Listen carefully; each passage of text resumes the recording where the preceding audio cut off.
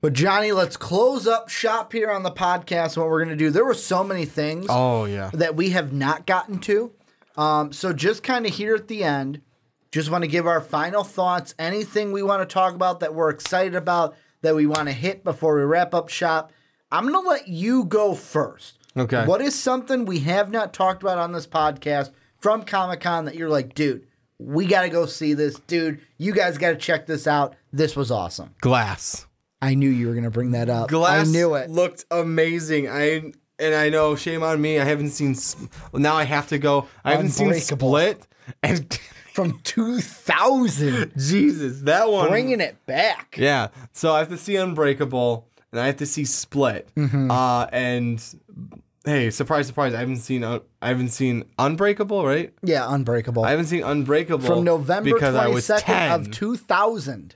Because I was 10. And my parents most likely would not have let me see that. I mean, it had Bruce Willis. Okay, that doesn't mean my parents are going to let me see it.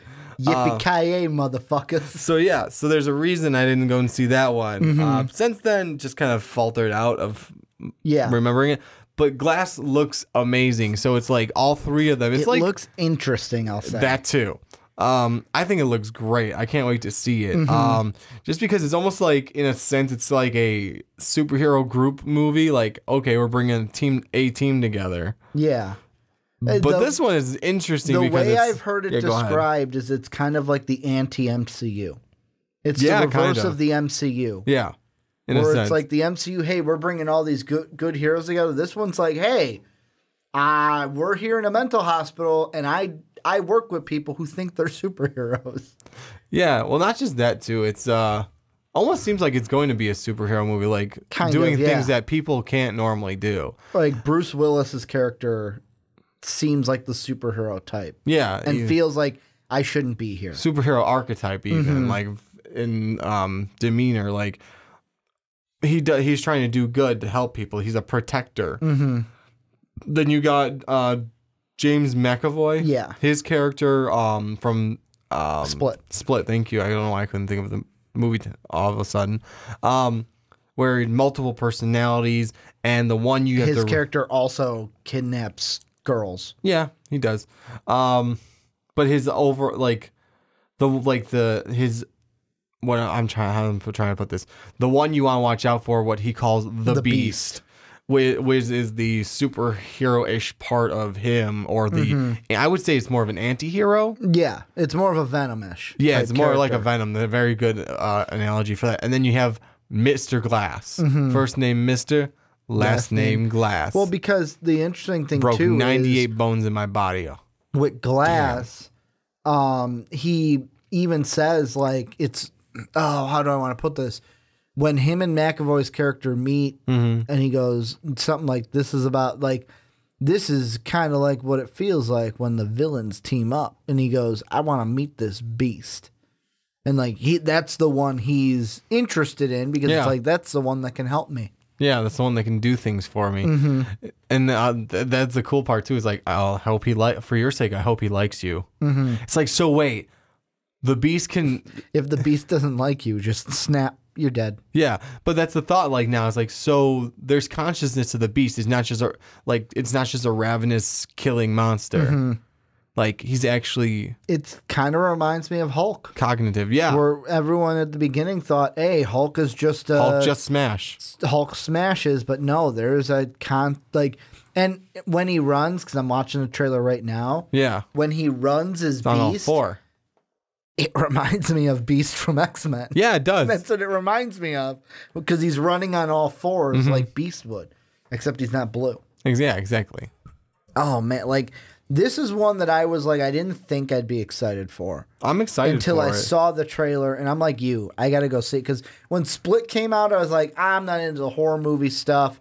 I'm not going to go see it. Unbreakable, like you said, we were 10 at the time. So it was like, you know what? I was just like, I don't know what I'm going to think. Like, I've heard about Glass, but I'm like, I don't know what I'm really going to think about Glass. I heard about Mr. Glass before, and I'm not like, I don't 100% know the storyline other than his body breaks easily. Mm-hmm. So I'm not sure what to expect, like as a having a mindset of an idea about the character beforehand. Yeah. But this looks really good, and I'm excited to see it. And one thing I know I do want to dive into in a future podcast after both you and I have caught up with Unbreakable and Split Yeah. is there's a theory right now about Glass that Bruce Willis's character can cure James McAvoy's character. Interesting. And I don't want to I'm bringing it up now so that you guys watching can kind of rewatch Speculate the movies and come up with your thoughts for when me and you talk about it. But that is what the theory is right now, that one can help cure the other. Interesting. I'm going to give a different thing I'm excited for. The Flash Season 5 trailer. I saw this thing, Johnny. I cannot wait for it. We finally find out that Nora Allen, like what she really is, like not exactly why she's here, but we find out more about her. We find out like a little bit of, she's probably really attached to Barry because he dies in the future.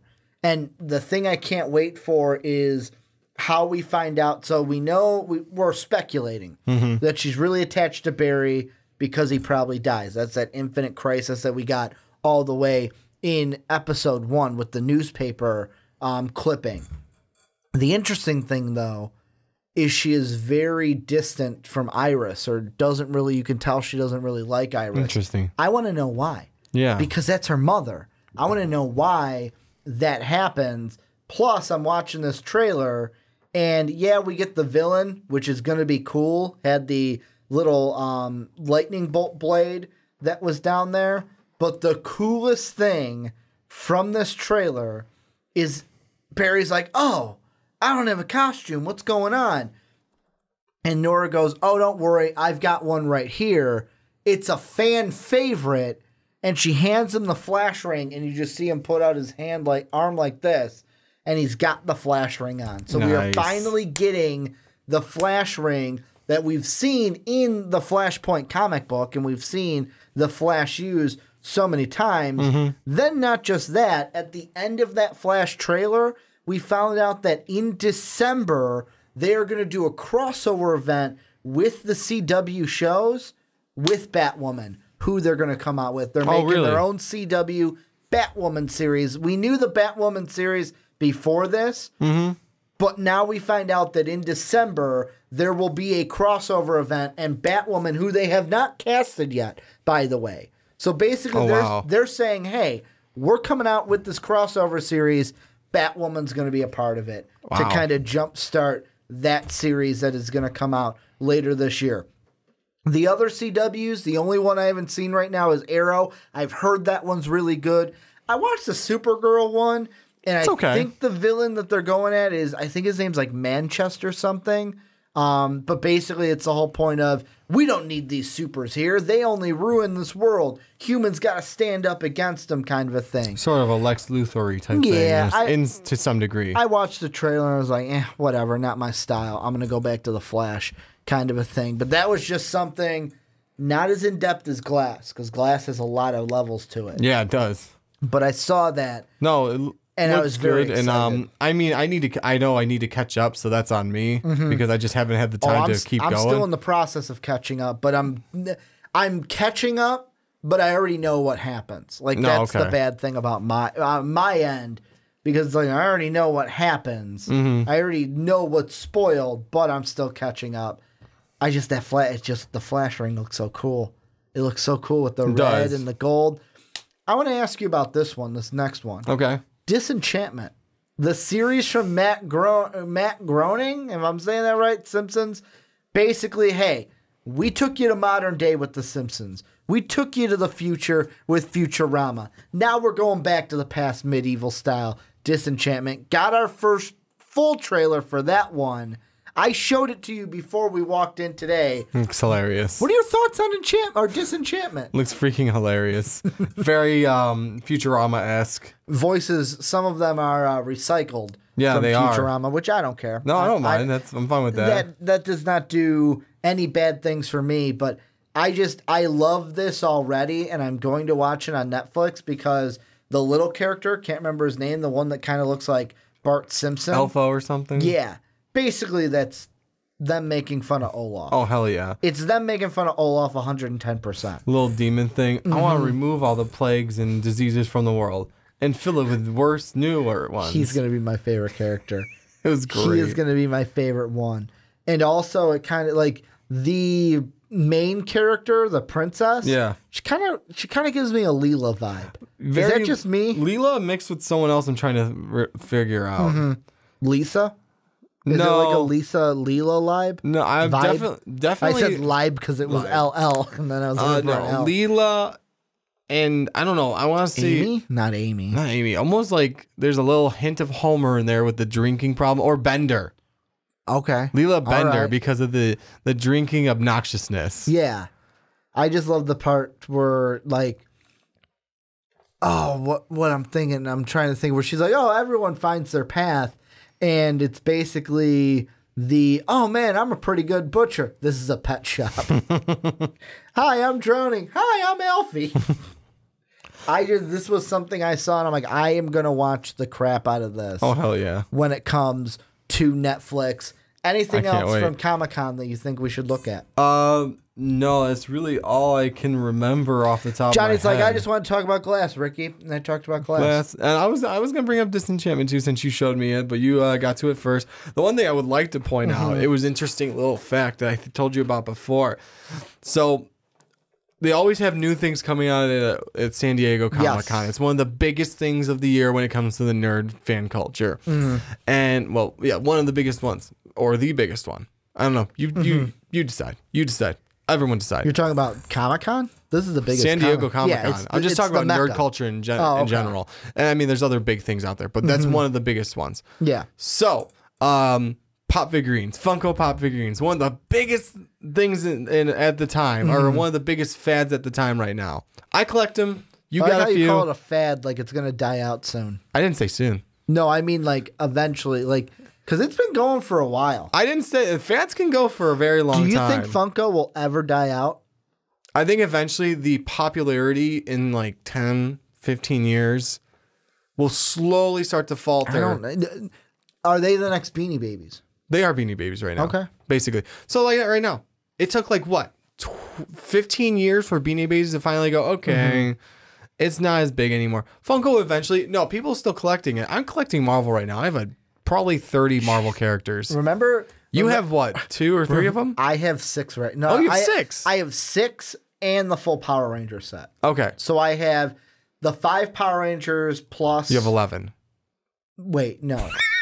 let me think. 5 Power Rangers plus green plus yellow, 2 Batman, Sora. Yeah, I was going to say you have Sora, because I remember getting you that one. Vulture and...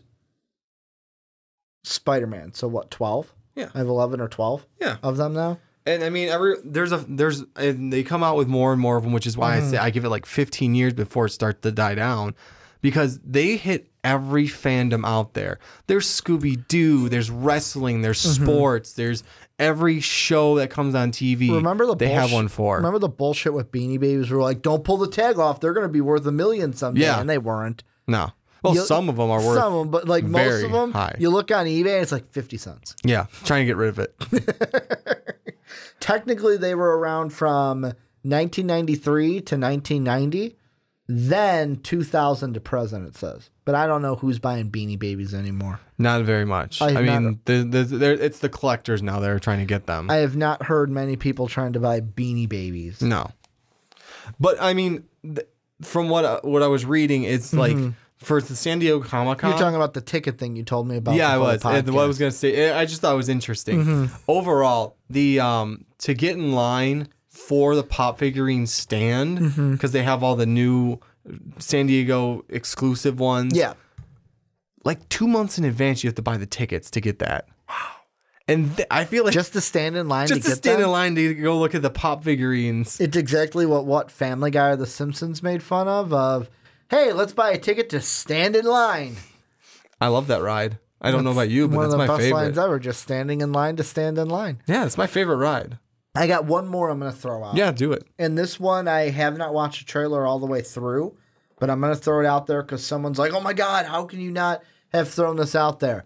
We did get a new Fantastic Beasts trailer. Oh, that's and true. Probably I did one of see the that. coolest things from that was Johnny Depp coming out in the Grindelwald, or Grindelwald character and reciting a speech or something in front of everyone in Hall H. Like, that was awesome. That was like, okay, that's pretty cool. Johnny Depp coming out in character for that. But that's another trailer. I know we didn't react to it, but, like, I saw that one. We had a lot to react to anyways. Not just that, Johnny, but if there's anything I would like to see, it's if we're going to react to a Fantastic Beasts trailer, we got to pull in a ringer and get Brandon Swanson in here. Because Brandon Swanson is the big... I'm going to say, you know what? People from MVP, like...